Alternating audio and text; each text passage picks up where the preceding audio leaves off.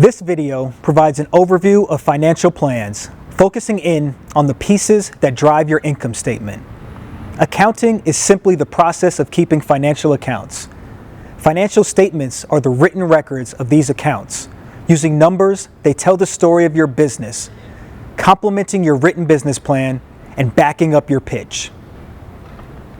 There are three main basic financial statements for businesses, and collectively, they're critical to showing where money is coming from, how much money is coming in, how much money is going out, where it went, and where the money currently sits. The first is the income statement. This shows your revenues are how much you sold and cost over a specific period of time, typically a 3-month quarter or the whole year. An income statement is also referred to as a profit and loss statement, or a P&L, because it demonstrates whether your business made a profit or a loss in that time period. Next is the balance sheet, which shows what your company owns and owes at a point in time, typically at the end of a quarter or a year. What you own is also called your assets and includes tangible things you could touch, like inventory, equipment, or land, as well as intangibles are things you can't touch and feel, like patents, trademarks, and brand value. What you owe is both liabilities or borrowed money that will need to be repaid, such as debt and unpaid invoices, and equity or ownership in your business by you and other shareholders. Finally, the statement of cash flows shows the increase and decrease in your cash over a period of time. This is especially important as you're building inventory, invoicing for payment with extended terms, and hiring others to make sure you have enough cash on hand to cover all of your business costs. We're going to focus on the income statement. At a basic level, an income statement tells the story of how a business operates. The top line shows how much money came in terms of revenues or sales during the period. The middle of the income statement outlines all of the costs associated with earning that revenue, or how much money is going out. Finally, the bottom line shows net profits or losses, and how much money is left over to reinvest in the business or pay the owners. On the left, you have Beauty by Amber's past financial performance, specifically her sales and costs. To the right of that, her forecasts and estimates for this year and next year. That's the standard structure of an income statement. Revenue on top, costs below, historical performance on the left, and newer upcoming periods on the right. Amber's business is fairly new, so her historical financials are from a couple of months of her pilot year. If she had been operating for longer, she would want to look back even further. She uses what she knows about her past sales and costs and makes informed forecasts for where her business will go in the coming years, based on her research and understanding of the market. While you can look many years down the line, the further out you look, the harder it is to be accurate. We typically focus on this year and next year. You will want to be really thoughtful about what's driving those numbers. So it's not an arbitrary, sales will grow 10x because I would like them to. Instead, you should be thinking more in terms of, given the industry size of this, or the projected market growth of that, or our projected market share of this, then we are forecasting X amount of growth. Income statements answer questions that are important, not only to you, but also to other stakeholders in your business. First and foremost, it asks and answers, is my business sustainable? In other words, does or can my business make a profit? At the end of the day, if a business is not profitable, it can't stay in operation forever. Companies are profitable when their revenues exceed their expenses, or the cost associated with making those sales. So let's explore what goes into both revenues and expenses, and some of the questions you will need to answer as you map out your income statement. So let's start with revenues. There are several components that go into revenue. First, your price. What do you charge for what you sell? How are you priced relative to your competition? And how are you differentiated from what they sell? Next, it's your volume. How many units you sell, how big your market is, and what % of your market you expect to reach. And finally, your mix, or the variety of products and services you sell, and what percent of your overall sales each make up. At the end of the day, your revenues are how much you sell times how much you charge for each item. Many of you sell more than one thing, so you have to look at what drives your revenue. If you sell mostly one thing, then that product or service is the primary driver of your overall revenues. If you have 15 different things, all of which you sell equally, are differently priced, or you sell different volumes of, then you'll want to map out each one in your financials. If your revenues are the money coming in to your business from sales, then your expenses are all of your costs for delivering your product or service and operating your business. This broadly breaks down into two categories. The first is cost of goods sold, or the direct costs of making and delivering your product or service. This includes raw materials, labor, packaging, and shipping. The second category is fixed expenses, or the cost of operating your business regardless of whether you produce 100 or 101 items. Fixed expenses include rent, insurance, marketing, salaries, your website. These are the costs you have to pay for to operate your business, but they don't fluctuate whether you sell one or two more things. Let's put this back into the basic income statement structure. We have our revenues on the top line, followed by cost of goods sold. Cost of goods sold are directly associated with producing your product or service, so the expense increase with each unit that you sell.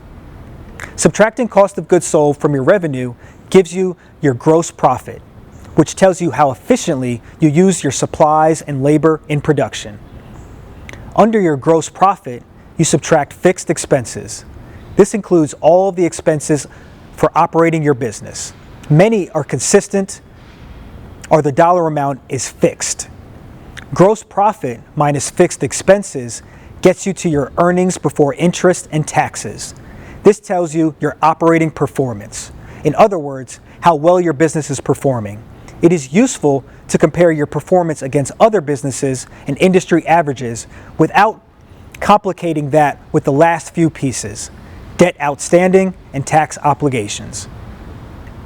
If you have a business loan, you can generally deduct interest payments made on that loan. The loan does need to be used for business purposes, purchasing assets or paying business expenses to qualify. You subtract interest from your earnings before interest and taxes to get to your taxable income. If you don't have any business debts, you simply subtract zero, and your earnings before interest and taxes and taxable income are the same. The taxes you owe depend on your business's legal structure. A corporation is taxed as its own entity, while LLCs, partnerships, and sole proprietorships pass through the owner's personal taxes. Most of your businesses are LLCs, and your business income is taxed on your personal income taxes. We do have a few corporations in the room, and in Georgia, corporations pay around 27% in taxes, 6% to the state, and 21% federal. Don't forget about your taxes. Regardless of your structure, most small businesses will pay around 30% of their taxable income back to the government. So it's really important to include that in your financials, both because it's the law to pay taxes, but also because it's critical as you're building your business's credit. Going back to the income statement structure, taxable income minus taxes gives you your net income, which will either show a net profit or a net loss. Now let's go back to Beauty by Amber's income statement. During her pilot, she sold 120 bottles of foundation at $45 a bottle. 120 times 45 gives her $5,400 in revenues. Her cost of goods sold include the raw materials to make each bottle of foundation, the packaging of the labels, her time to produce each bottle, and shipping costs, totaling around $27 per bottle. So 120 bottles sold times $27 per bottle equals total cost of goods sold of about $3,200. Note what her cost of goods sold number doesn't include: her other expenses that are fixed and don't fluctuate whether she sells 120 bottles or 130 bottles. Each of her cost of goods sold items goes up if she sells more and down if she sells less. So back to the numbers. Her revenues of $5,400 minus her cost of goods sold of $3,210 leaves her with gross profit of $2,190. Now, let's look to her fixed expenses. Her fixed expenses total $1,500 and include liability, insurance, her website, advertising, and other similar costs. $2,190 in gross profit minus $1,500 in fixed expenses leaves her with $690 in earnings before interest and taxes. In Amber's case, she doesn't have any business loans outstanding. If she did, we would now subtract how much she paid in interest to borrow that money. In her case, she deducts $0 in interest and gets to her taxable income of $690. We're making a simplifying assumption that she'll pay about 25% in taxes on her personal tax return. So she'll owe $173 in federal and state taxes. Taxable income of $690 minus taxes of $173 gets her to a bottom line of $518 in net income. In her case, net profit. So how would this be different if instead of producing makeup, she sold a service of, say, makeup consulting? While her financials as a service-based business will look a bit different, they will still follow the same structure. Her revenues could look exactly the same. Instead of 120 bottles of foundation, she could sell 120 hours of consulting at $45 an hour. A lot of the other line items might be exactly the same. Her fixed expenses, like her business license, her liability insurance, her bookkeeping, her interest expenses, and her tax rate. What's likely to change, though? Her cost of goods sold. Does she have cost of goods sold if she sells a service? Yes, definitely. Think of this instead as cost of services sold.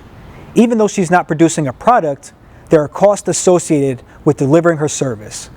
She may have supply costs, travel expenses, equipment, or tools that she rents. The biggest driver for most service-based businesses is going to be time. Whether she's paying herself or another person hourly, time costs increase with each hour of consulting sold. This direct cost of time can be hard to estimate. For your business, think about the market rate that you would have to pay someone else to deliver your service. As CEO, you may say that your time is worth $50 or $100 an hour. But if you'd hire another person to do that same work, it'd be $20 an hour. So on your financials, charge that time at the market rate of $20 per hour. To build an income statement for your business, you will need to gather all of the pieces we've talked about in this video. How much you sell, how much you charge, what it costs to make and deliver each unit, what it costs to run your business. Beyond that, it's just math. But it's essential to you as the business owner and to your other stakeholders to know what's coming in and what's going out.